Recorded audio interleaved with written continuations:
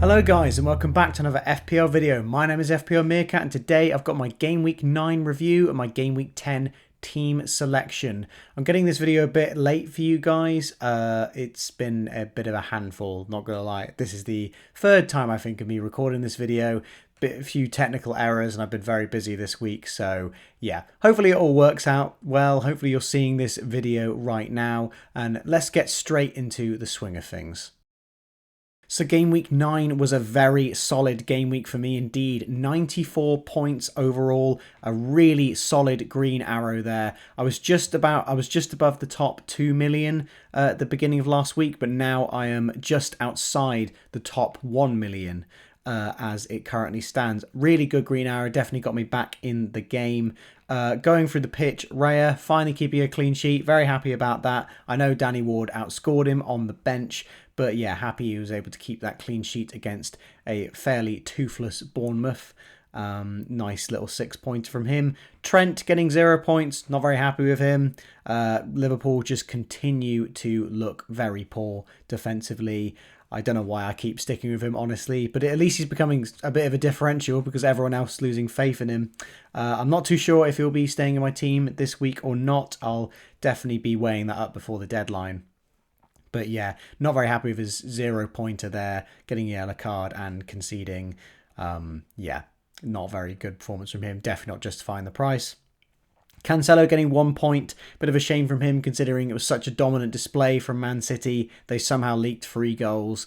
Just the 1 point from Cancelo could have been a nice 6-pointer, but yeah, Man City just leaking in goals.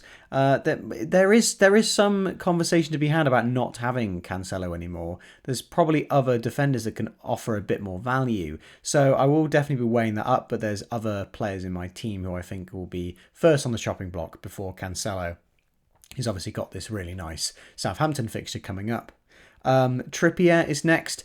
Very lucky to get the clean sheet points from him, as we all were, considering Newcastle did actually score a goal, but just shortly after Trippier and a few of the other Newcastle defenders were subbed off. So very fortunate there to get the points and a bonus point there as well from the magnet that is Trippier. But De Bruyne as well, getting a nice 8-pointer, getting another 2 assists. Very solid performance from him. I wouldn't mind a goal from him pretty soon. He's taking quite a few shots, but yeah, his expected assists are just amazing. I think he's definitely the best second premium to have at the moment. I'm happy to have him in the team for now. Definitely getting some good points, especially compared to some of the other premium assets. But yeah, I wouldn't mind a goal or 2 from him against Southampton. Maddison, the absolute star of the show last week. Wow, what a performance against Nottingham Forest. A really solid display. So composed on the ball. Should definitely be in that England squad come the World Cup. I think the England squad could definitely use a player like Maddison. 2 goals and an assist. So many created chances for him. He could have had a ton of points. So yeah, an incredibly solid player he was. Solid performance he had. Martinelli getting 4 points, all right with that. Got an assist against Spurs. Could have had a bit more, to be honest. I think Arsenal completely dominated Spurs in that game. Happy to hold him against Liverpool. He'll be coming up against Trent. I think he will be scoring highly in that game. Harrison, wasn't too thrilled to have him still in the team. Got 3 points. It's a blank, but I did tweet this, that he is actually, despite a blank, he's scored the same as Cancelo, Trent, Tony and Mitrovic combined in my team. So I'm fine with a 3-pointer, to be honest. It's more than 2. So yeah. He's no longer in the team. I will give you a bit of a spoiler there. Haaland, captain. Wow, very glad that I stuck with the captaincy for him. Although I was thinking of switching to Maddison, who still got a 18-pointer, which is absolutely insane. In any other game week, you're laughing. But yeah, Haaland doing what he does best. I'm running out of words to describe him. Ridiculous performance. He can even assist. He's not only a huge goal threat, but he even got 2 assists, and they were both excellent passes through the defence. The man is ridiculous. If there's if he's got a game, captain him, like genuinely. I might captain him away against Liverpool. And as a Liverpool fan, that feels like absolute sacrilege. But yeah, I might be captaining him then. He is insane. Tony getting a 1-pointer. He was my transfer this week. I took out Jesus for Tony. In hindsight, that wasn't a very smart move. It was to mainly free up funds, which I didn't end up using anyway to get Zaha. I'm basically not going to get him anyway. So yeah, bit of a negative transfer there. 1-pointer from Tony for Jesus' 8-pointer. So yeah, bit of a negative trade there. And I do like the look of Jesus against Liverpool's defence this week. Hopefully Tony can reward me with sticking with him for a couple weeks. And Mitrovic, transferring him has been a nightmare for many of us. He went off injured, 0-pointer, a injury which he sustained during the international break, which festered in the game, and he had to come off before he even reached half time. So not great for him. I'm recording this on the Friday afternoon, and we have received word that Mitrovic is a doubt for the weekend, so he will probably be, I'll probably keep him in my team because apparently he's going to be back for the Bournemouth game, but I think he'll start this weekend on the bench. That's just my personal opinion, so I think I'm going to put him on my bench starting this week. And yeah, the rest of the defense, rest of the bench, Ward obviously getting his first clean sheet finally. Dallo, very glad I didn't start him in the end. I just had, some part of me was like, maybe I should play him. Maybe he gets a goal. He's quite attacking. Very glad I didn't. -2 would have been quite terrible in the team. And Andreas and Nico Williams there filling the bench spot. So overall, a very, very solid game week. My highest score of the season so far. Hoping for many more weeks with a score that high. So yeah, let's have a look at how my team is looking for game week 10. So game week 10, this has changed as of today. I'm rocking a 4-4-2 lineup as it stands due to Mitrovic being an injury doubt. Andreas and Nico Williams staying on the bench as well. And Raya as well. I'm giving Danny Ward his first start in my team. Away at Bournemouth is a pretty good fixture. Leicester looking fairly good form right now. I'm not confident of a clean sheet, but I think Ward will outscore Raya this week. I think Newcastle will definitely score against Brentford. But yeah, I'm not too confident with how the team looks this week. But to be honest, I don't know what other moves I'd make to make it stronger. The transfer that I have made, as you can see there on the screen, I have got rid of Harrison and brought in TROSSARD. Harrison not returning for a while now. TROSSARD returning a lot recently. So you know what's going to happen. It's going to completely switch. Harrison somehow hauls against... who are they playing? No, they weren't playing Aston Villa. Who will he playing this week? Crystal Palace. He'll somehow haul against Crystal Palace and Trossard will blank against Spurs. You just know it's going to happen. But no, I really wanted to get Trossard in. I got him immediately in on the Sunday just before his price rise and Harrison's price fall. I knew I wanted to get him in this week. He looked incredibly good against Liverpool. I didn't watch the game, but I saw the highlights and I just saw how attacking Trossard was. He wasn't unlucky to get 3 goals against Liverpool. He's basically being deployed as a striker in the new Brighton team. It definitely wasn't Potter who was all the credit wasn't for Potter for how well Brighton were playing. They're just... I think they've got a very special set of players there, and I think they'll continue to do very well this season. I really like the attacking style of play they're now introducing. I think Trossard is a very, very solid pick this week. I was having a bit of a benching headache between Trippier, Trent, Martinelli and Tony for the last bench spot. But luckily, because of Mitrovic's injury doubt, I no longer have to worry about that. I'm just going to put Mitrovic first on the bench and play all 4 of them.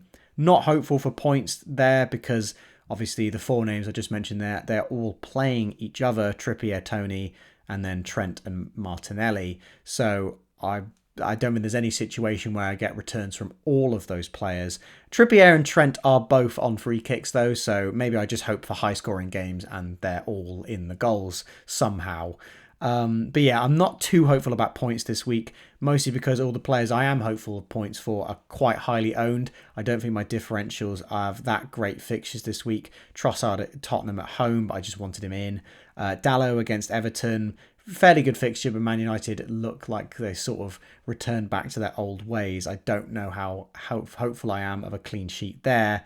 And Maddison's still a little bit of a differential. Obviously, a lot of people have got him in this week after his amazing performance. So, yeah, hopeful about the team. But, yeah, 101.5 million value, 0.4 in the bank as well. I might be making one more transfer, and I will go over that in the next part of the video. So rather than talk about my potential team, I'm going to introduce a new section into this video, the watch list, or more of a wish list to be honest. I'm going to be highlighting my top 3 picks for defenders, midfielders and forwards this week and for the upcoming future. Just players to keep an eye on. So my number 1 pick overall is one of the defenders. It is Reece James. He's my number 1 pick overall. I am terrified about not owning Reece James this week. Up until this point, I've lasted 9 game weeks without owning Reece James. I've not been too bothered about not owning him. There's just too much There was too much rotation going on at Chelsea. He was playing right centre back. He wasn't sure of minutes. He wasn't performing. I was completely fine with not owning him and just not dealing with the fuss. Even if he hauled, he might blank the next week. So I didn't really mind it too much. This week, however, I'm terrified. This Wolves fixture looks amazing for Chelsea. Wolves are at their lowest right now. They do not look like scoring at all. I think Chelsea are very sure of a clean sheet here. They're probably some of the highest odds, I'd imagine, this week, along with Man City for a clean sheet. Let me just looking a bit bright there. Is that better?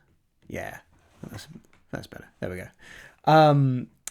And yeah, he's such a high ownership that, yeah, I'm absolutely terrified about not owning Reece James this week. He scored a goal as well in the Champions League. He's being deployed so high up the pitch by Potter. He's basically as attacking as Sterling is. Imagine having Sterling in your team for 6 million and he gets clean sheet points.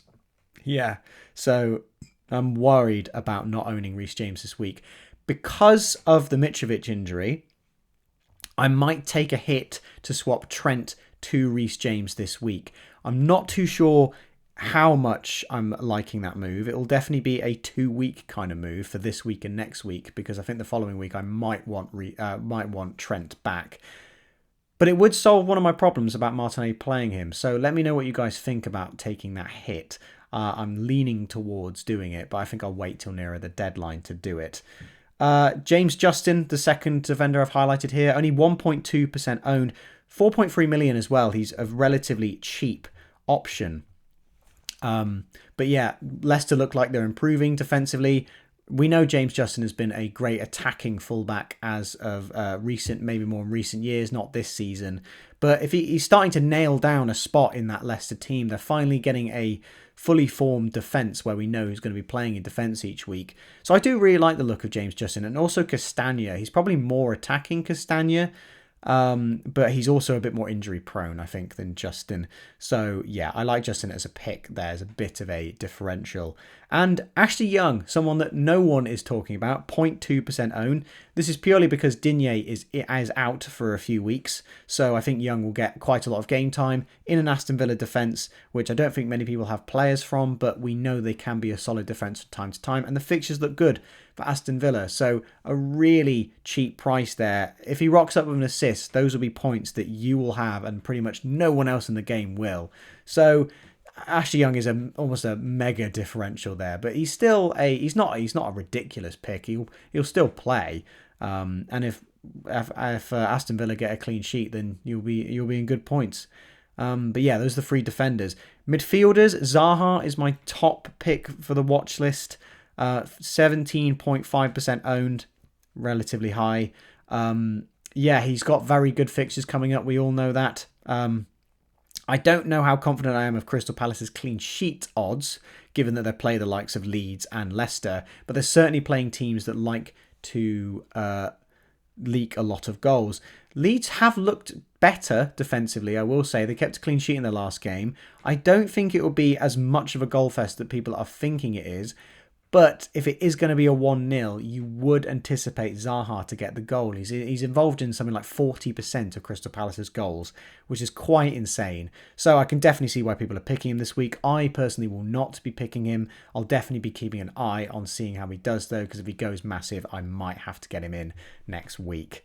Bowen, next pick on the watch list, the second midfielder, 8.1 million, 4.1% owned. Still a very good differential at this point. Again, team selection, overall selection might have gone up by this point since I'm recording the video. But yeah, Bowen owners were massively rewarded for their patience last week. Everyone kind of laughed at the pick a little bit, but then they were definitely rewarded. There were definitely the signs that Bowen could do well, and we know how good he is from last season. So I think he'll continue his good run now that he's got a goal. I think West Ham are definitely on the up, and so is Bowen. I wouldn't be surprised if he got a goal against Fulham. I think he's a good pick this week. I think there are probably better picks in the midfield. But yeah, Bowen is certainly a solid pick, and at 4.1% owned, a really nice differential, still somehow below 5%. And Rodrigo is next. Rodrigo's back from injury, only 6.3% owned. That ownership's probably lower because most of those owners are probably accounts who don't play anymore, as you know, he had a long-term injury, everyone transferred him out, but teams who weren't playing anymore would have kept him in their teams. So yeah, he's definitely someone to keep an eye on. He was certainly in firing form before he got injured. Let's see how good he does when he's back. Definitely keeping an eye on him in that Leeds Crystal Palace game for a relatively good price as well. And then we move on to the forwards. My top pick is Aubameyang this week. Somehow only 1.2% owned. I know he's really new to the game and he's a bit of an awkward price point at 9 million up top. He's a bit awkward to get to if you're going to move on someone like a Mitrovic. Finding that 2 million in your team might be quite awkward to find. But I think he's fantastic value. I think he's going to start every game in the Premier League for Chelsea. Chelsea side that are looking like they've got that new manager bounce now. Maybe not in the first week, but they've won every game since. And I think he can definitely rock up with a few goals. I know people have probably caught... he's caught their eye. That's the saying I meant. He's caught their eye since he scored in the Champions League. But yeah, we know Aubameyang is a top quality forward. I think he scored in both games he's played. So yeah, I feel like he'll continue his scoring streak against a Wolves defence who have looked relatively shaky for Wolves standards this year. Wilson is my number 2 pick, mainly because of the Isaac injury. He's going to get far more game time at 1.1% ownership as well. Certainly a nice differential there against Brentford. Not too hopeful about that Raya clean sheet for myself. But yeah, he's on penalties. He's one of those consistent point getters. He won't really be as explosive as a pick as some other forwards might be, but he's very consistent. You're not surprised when you see Callum Wilson scoring a goal, that's for sure. He's a very consistent forward, so I think he's a good pick for the meantime, whilst the fixtures are good for Newcastle. And the third pick is Martial. Again, quite a risky pick here, considering we don't know how nailed he is in terms of his game time. I think he's going to become far more nailed over the next few weeks. I don't think Ronaldo fits the style of play that Man United are bringing, so I think Martial is going to fill that striker position. And at 6.9 million, 0.7% ownership, I think he's quite a nice differential if you think Man United are going to get back to their winning ways after that embarrassing defeat against Man City last week. So yeah, that's the watch list. Let me know if you guys like that section of the video, but let's have a look at the top score from the mini league this week. So once again, we have a familiar face in the highest score in the mini league. I believe this is now the leader of the mini league. Suvi List, the team name. Dragon Stanojevic. I believe we have featured his team before in the best of the mini league. There are nearly 40 people in the mini league, so I think 3 teams have featured as the top team twice. So some very consistently high scoring managers here in the Spotters League, I think is the name of it. But yeah, let's have a look at how he got so many points. Maddison and Foden really raking in the points, and Bowen as well. 119 points overall. Quite a common score that I saw this week. I think it was a wildcard team that was fairly consistent with the players that were picked. So 119 points was somehow quite a common score. But a game week rank in the top 10k is absolutely amazing. Haaland captain, absolutely no doubt there. But yeah, the picks of Foden and Maddison going absolutely huge. And Bowen also hauling. Trippier over 7 points as well. Points really all around the block there. He made one transfer. I will just double check what that transfer was. So yes, he wildcarded the week before, and his one transfer was Isaac to Mitrovic. So he transferred out one injured player for another. Quite amusing there.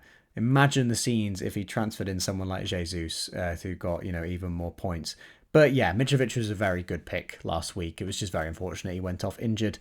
An incredibly good score there. Points all around the block. Getting 4 players with double-digit scores and captaining one of them. Yeah, you're bound to break 100 in the week. So really well done for you, Dragon. So that wraps it up for this video, guys. I hope you've enjoyed. If you've stayed around for this long, please like the video and subscribe to the channel for more weekly content. Hopefully there's no technical issues with this one. I'm going to watch all the footage back and hopefully nothing went wrong this time, as this is the 3rd time of me recording it. I'm getting quite busy now. I'm now started at university. I'm doing data analysis as a course. So hopefully I'll be soon incorporated into the footballing world. I've got to start off small and build my way back up. But yeah, I'm going to be a lot busier with that kind of stuff. And I feel like I'm going absolutely very bright, very pale at the moment. But yeah, I hope you guys have enjoyed the video. Please like and subscribe. I've already said that.